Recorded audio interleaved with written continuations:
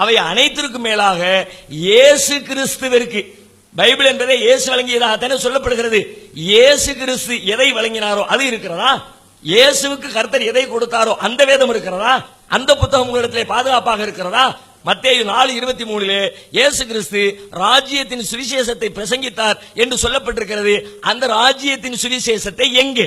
அந்த புத்தகம் இயேசுவுக்கு வழங்கப்பட்ட வேதமே இல்லாமல் நீங்கள் என்ன வேதத்தை பற்றி பேசிக் கொண்டிருக்கிறீர்கள்? அப்படியானால் வேதம் என்பது இது வேதம் அல்ல, மனிதர்களின் கை சரக்கு என்பது அதிலேயே மிக தெளிவாக அவர்களுடைய இந்த வரலாற்று செய்திகளை வைத்து பார்க்கிற பொழுதே நாம் தெரிந்து கொள்ள முடிகிறது.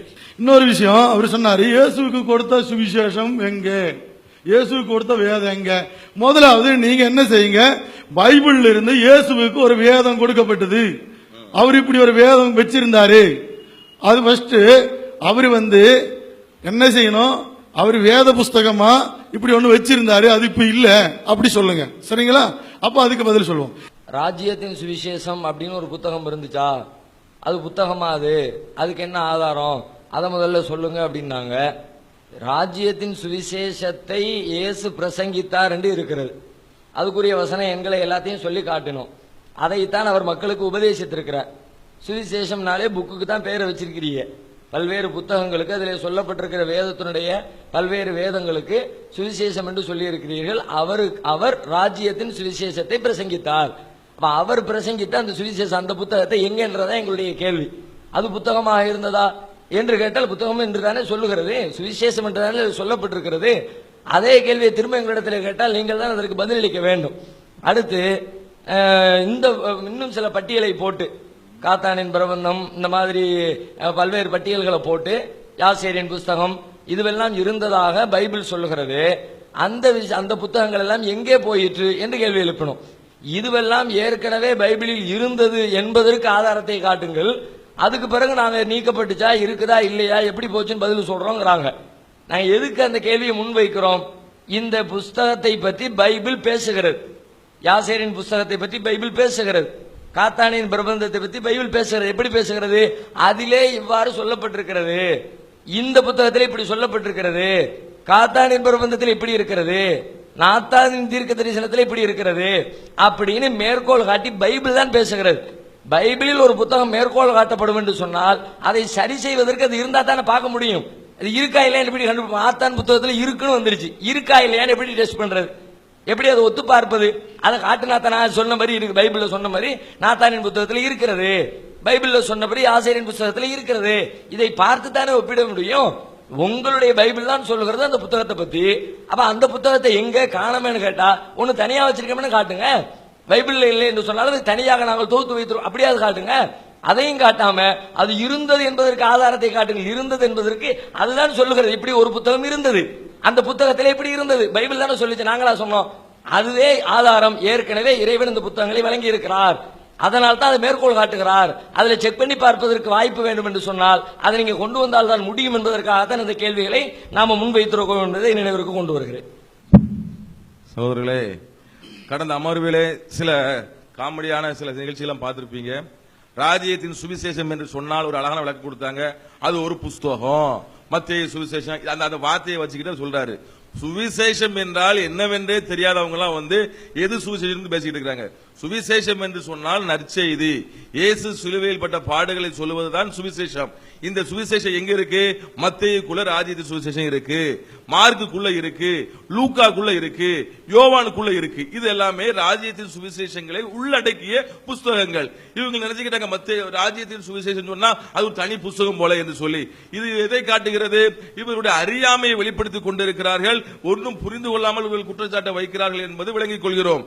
அடுத்ததாக இன்னும் காமெடி சொன்னாங்க, காத்து புஸ்தகம், நாத்தானின் புஸ்தகம்லாம் அது அங்க என்ன சொல்லப்பட்டிருக்கு? ஒரு செய்தி பைபிளில் சொல்லப்பட்டு அந்த செய்தி கூடுதல் தகவல்களாக அங்கே காத்தின் புஸ்தகத்தில் இருக்கிறது, அங்கே நாத்தானின் புஸ்தகத்தில் இருக்கிறது என்று சொல்லப்படுகிறது. ஏற்கனவே இங்க ஒரு செய்தி சொல்லப்பட்டிருது, அந்த செய்தி இன்னொரு புஸ்தகத்திலும் இருக்கிறது. இவ்வளவுதான் சொல்லப்பட்ட செய்தி. அந்த புஸ்தகம் பைபிளில் என்ன ரெஃபர் பண்ண முடியும்? சொல்லப்பட்ட செய்தி சத்தியம் இங்க இருக்கிறது, அது கூடுதல் தகவலாக இன்னொரு புத்தகத்தில் இருக்கிறது. அந்த நாட்கள் இருக்கிறதான காத்து என்பது யார்? முதல்ல ஒரு தீர்க்கதரிசி. அந்த தீர்க்கதரிசி தனியாக, அது ஏன் பைபிள்? அதுக்கு நீங்க எப்படி தீர்மானம் பண்ண முடியும்? அது பைபிள்ல இருக்கா இல்ல நீங்க கூட தீர்மானம் பண்ண முடியும். பைபிள்ல இருக்க வேண்டிய புத்தகங்கள் இருக்குது. அந்த நாட்களை காத்திருக்கிற தீர்க்கதரிசி புத்தகத்திலும் கூடுதல் செய்தியாக இருக்கிறது என்பது அவருடைய விளக்கம். சுவிசேஷம் குறித்து சொல்லியிருந்தோம். ராஜ்யத்தின் சுவிசேஷம்னா அர்த்தமே தெரியல. இந்த அர்த்தத்தை தெரிஞ்சுக்கிறதுக்கு பெரிய அறிவு ஆராய்ச்சிலாம் தேவையில்லை. தமிழ்ல உள்ள ஒரு சாதாரண சொல்லு நற்செய்திங்கிற அர்த்தத்தை பெருசா கண்டுபிடிச்சு தெரியாம சொல்ற அளவுக்கு உள்ள பூமியினுடைய ஆழத்துல கிடக்கிற புதை பொருள் ஒண்ணு இல்லை இதை கண்டுபிடிக்கிறதுக்கு. பொதுவாகவே அறிவுடையவர்களுடைய மத்தியில எந்த ஒரு சொல்லாக இருந்தாலும் புழக்கத்தில் எப்படி பயன்படுத்தப்படுறதுன்னு ஒரு அர்த்தம் இருக்கும்ல. அகராதியில் ஒரு அர்த்தம் இருக்குதுன்னா புழக்கத்தில் எப்படி பயன்படுத்தப்படுது. இது எல்லா மொழியிலையும் ஐயா கூட கொஞ்ச நேரத்துக்கு முன்னாடி பவுல் சார் கூட பாடம் நடத்தினாங்க. ஒரே வார்த்தை 2 விதத்துல பயன்படுத்தப்படலையா 2 அர்த்தத்துல வரலையான்னு கூட கேட்டாங்க. வரத்தானே செய்யும். புழக்கத்தில் பயன்படுத்துறது ஒண்ணு, அகராதியில பயன்படுத்துறது ஒண்ணு என்ற பொருட்கள் பயன்பாடெல்லாம் இருக்கத்தான் செய்கிறது. சுவிசேஷம் என்றால் அதனுடைய நேரடி பொருள் நற்செய்தி தான், இல்லைன்னு நாங்க மறுக்கல. ஆனால் எந்த அர்த்தத்தில் பயன்படுத்துறீங்க? மத்தேயுவின் சுவிசேஷம், மத்தேயு சொன்ன நற்செய்தின்னு அர்த்தமா? மத்தேயு அது ஒரு புத்தகத்துக்கு, ஒரு தொகுப்புக்கு, ஒரு வேதத்தினுடைய தொகுப்புக்கு நீங்க பயன்படுத்தலையா? லூக்கா என்ற அதனுடைய தொகுப்புக்கு பயன்படுத்தலையா? யோவான் சுவிசேஷம் என்று ஒரு தொகுப்புக்கு பயன்படுத்தலையா? அதையெல்லாம் பயன்படுத்துற மாதிரி அதே அர்த்தத்தில் இதையும் பயன்படுத்துங்கன்னு சொல்லி கேட்டோம். இதுல என்னமோ அறியாம இருக்குது என்று மறுக்கிறார்கள். அதுல ஒரு அறியாமையும் இல்ல, அறிவுதான் இருக்கிறது. இது லூக்கா சுவிசேஷத்தில் ஒரு வசனத்தை படிக்கிற கவனிங்க. சுவிசேஷம் என்ன உங்களுக்கு தெரியுமா? அப்படித்தானே சுவிசேஷன் புஸ்தகம் இருக்குது, உண்மைதான். சுவிசேஷன் புஸ்தகம் இருக்குது, உண்மைதான். சுவிசேஷன் புஸ்தகம் இருக்குது, உண்மைதான். இயேசு புஸ்தகத்தை பிரசங்கித்தார்னு சொல்லுதான். இயேசு சுவிசேஷத்தை பிரசங்கித்தார். சுவிசேஷன் புஸ்தகம் இருக்குது, உண்மைதான். இங்க பாருங்க, லூக்கா சுவிசேஷம் 2ஆம் அதிகாரம் அதனுடைய 10 முதலுள்ள வசனங்கள்.